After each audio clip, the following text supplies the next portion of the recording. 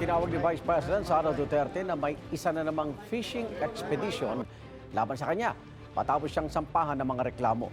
Mga reklamong plunder, graft, malversation at bribery ang isinampa sa ombudsman ng iba't ibang civilian groups. Kaugnay ito sa mali umanong paggamit ng 612 million pesos na confidential funds ng Department of Education at Office of the Vice President noong 2022. Bukod sa bise, kasama rin sa mga sinampa ng reklamo ang iba pang dati at kasalukuyang tauhan ni BP Duterte sa DepEd at OVP. Sa isang pahayag, sinabi ng bise na pilit na anyang nag-iimbento ng mga paratang para daw magmukhang may proseso at lehitimo ang investigasyon. Git niya, hindi ito tungkol sa paghahanap ng katotohanan, kundi pagtakip sa issue ng nakawan sa pamahalaan.